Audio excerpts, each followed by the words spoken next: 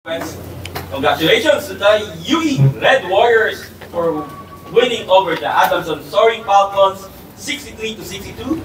The Red Warriors ended the first round with a 5-game winning streak. We have Coach Jack Santiago, Precious Momaway, and Welo Lingo. Coach Jack, congratulations for this victory. It is a thrilling ending. So, what can you say about Welo's game winner? Well, una sa lahat, papasalamat tayo sa Panginoon, no? Dahil yung winning streak namin, it's giving me pressure talaga. So, I'm very thankful na sinusunod, ina-answered prayers talaga yung binibigay nila sa amin. Well, I'm so happy with the guys, no? At least ngayon nakikita ko talaga na yung character namin na starting to build and talagang ayaw magpatalo ng mga bata.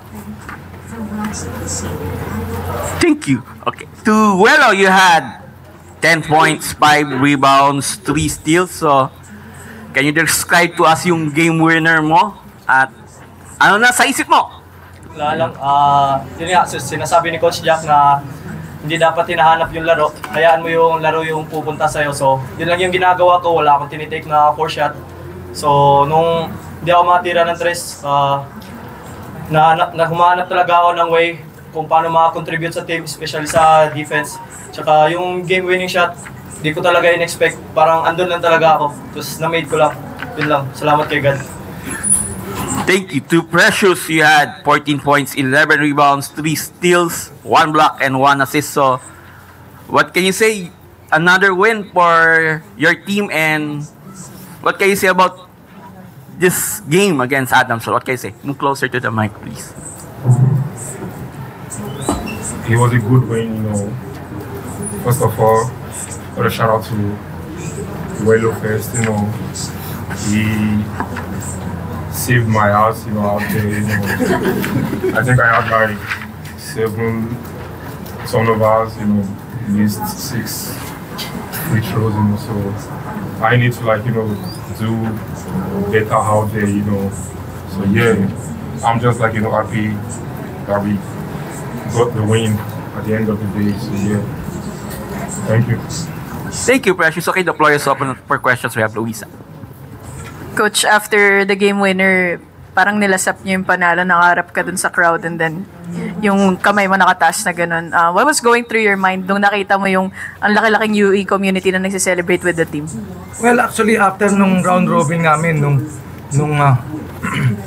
bago mag-start yung first quarter, I gathered the team, and isa lang yung sinabi ko sa kanila, na look at the crowd, look at the UE community supporting us. Even ngayong Sunday, dapat nasa mga family ang mga yan.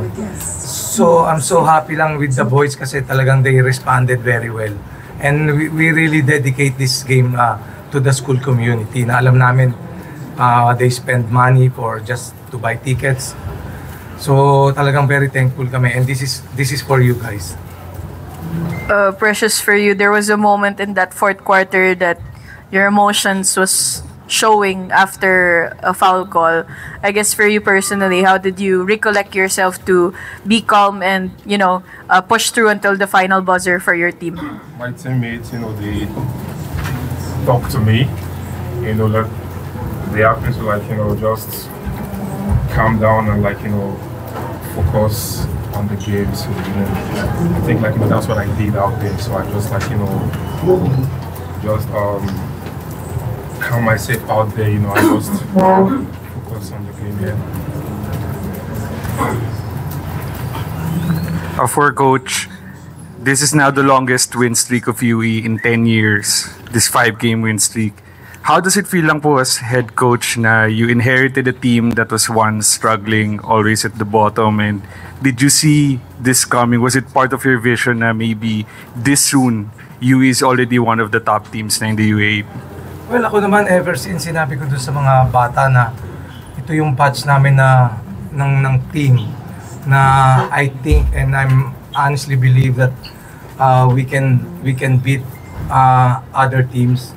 So it so happened that we had two setbacks, yung 2 games namin, but ako naniniwala pa rin ako sa kaya ng mga players ko, and maybe the pinakamagandang nangyari sa amin was when we play against the number 1 team, and luckily we beat them, so naramdaman na nila na kaya pala namin.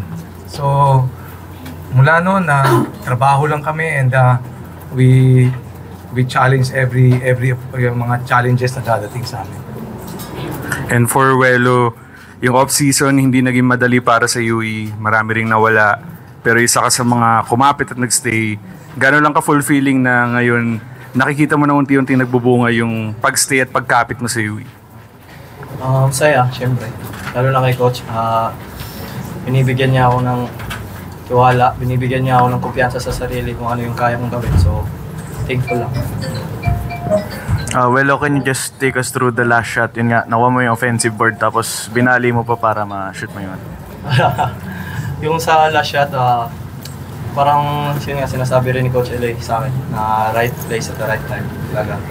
Parang nakuha ko lang dun. Tapos nung nakita ko yung oras, hindi na ako nagdalawang isip, tira talaga. Kasi wala na rin akong ibang magagawa dun. So, luckily, napasok yung shot. Thanks to God. Lagi mo ba siyang pinapractice sa training? Depende. Pag nagwa one-on-one kami, palagi kaming nagbibiroan. So, feel ko nakatulong yun sa ginawa ko kanina.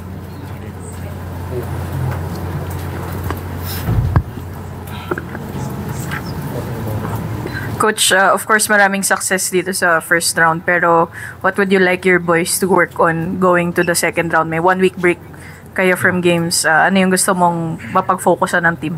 Well, siguro, number 1, before we entered the gym kanina, sinabi ko, in-explain ko lang sa mga boys yung magiging scenario pag nanalo kami. So hopefully mag-end up kami ng worst is number 3 or maybe number 2. Depends on the outcome of the next game. And in-explain ko rin sa kanila na kung matatalo kami, we will be ending up number 5.